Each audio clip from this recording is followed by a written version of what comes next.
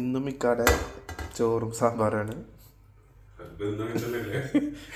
അതന്നെ പറഞ്ഞത് 2 ദിവസം മുമ്പ് സാമ്പാർ ഉണ്ടാക്കിയിട്ട് കൊണ്ടുപോയി കളഞ്ഞുള്ളൂ ഗൈസ്. വീണ്ടും ഇക്ക സാമ്പാർ ഉണ്ടാക്കിയേക്കാണ്.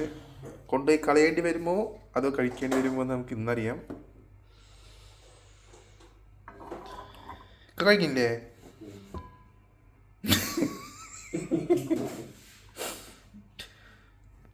അത് ചൂടോടെ തന്നെ വിളമ്പ. ചൂടേറി കഴിഞ്ഞാൽ പിന്നെ ഒന്നിനും കൊള്ളൂല. എനിക്ക് കുറച്ച് മതി.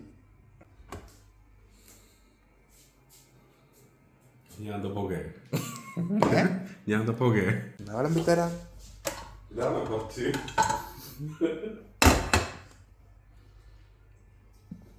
നാളെ എനിക്ക് കൊണ്ടുപോകാൻ ഉണ്ടാക്കിയില്ല. എന്താ കാര്യം? സാമ്പാറല്ലേ. പറയ്. മതിയാ മതിയാ ഇത് മതിയാ. ഇന്നലെ ബിരിയാണി വാങ്ങിയപ്പോൾ കിട്ടിയ അച്ചാറാണ്. അത് ഇക്കെടുത്ത് വെച്ചിട്ട് ചോറിലേക്ക് ഞങ്ങൾ കഴിക്കാൻ പോകണം. വാവ്, മിഞ്ഞാന്നുണ്ടാക്കിയ അതേ സാമ്പാറിൻ്റെ ടെക്സ്ചർ.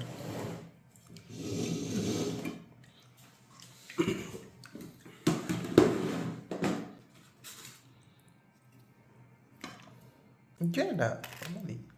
പൊളിച്ചാ ഞാൻ ഉണ്ടാക്കിയോണ്ട് പറയല്ല, അടിപൊളിയാ. ഞാൻ ഉണ്ടാക്കിയാലും ഞാൻ തന്നെയല്ലേ പറയാറ്.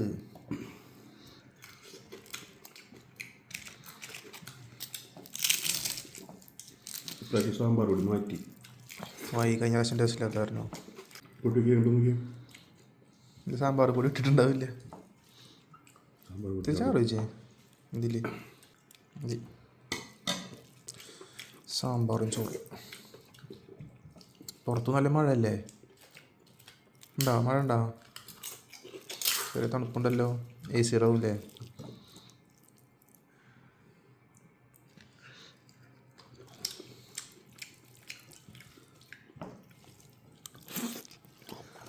ഉണക്കമീനും സാമ്പാറും അച്ചാറും പപ്പടവും.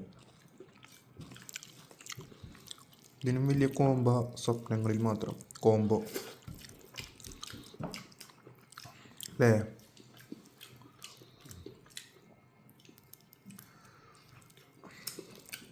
ഉണക്കമീൻ കഴിയാനായാ?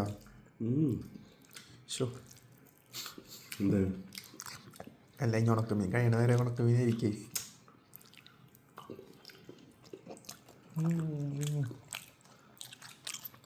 അതിനെ മാറ്റാനായിട്ടുണ്ട്.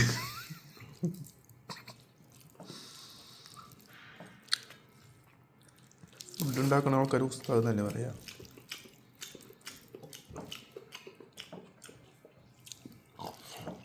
എന്തൊക്കെ പറഞ്ഞാൽ സാമ്പാർ ഒരു രക്ഷയില്ല കേട്ടോ.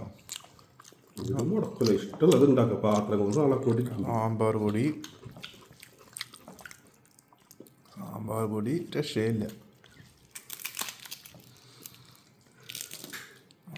അതെന്ത് ഓർത്താൻ എനിക്കല്ലേ എന്ന് ഇവിടെ ഫുഡ് ഉണ്ടാക്കാറ്. പിന്നെ ഇടയിൽ കയറി വേറെ ആരെങ്കിലും ഫുഡ് ഉണ്ടാക്കുമോ?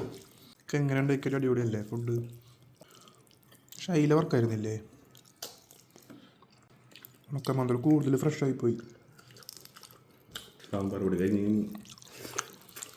നമുക്ക് തോന്നി സാമ്പാർ പൊടി ഇല്ലാണ്ടും. ഞാൻ മല്ലിപ്പൊടി, മഞ്ഞപ്പൊടി, മുളകും പൊടി, ഉലുവ, കായം ഇതൊക്കെ ഇട്ടിട്ട് പൊടിയെല്ലാം ഉണ്ടാക്കി. പോരെ, അതന്നല്ലേ സാമ്പാർ പൊടി.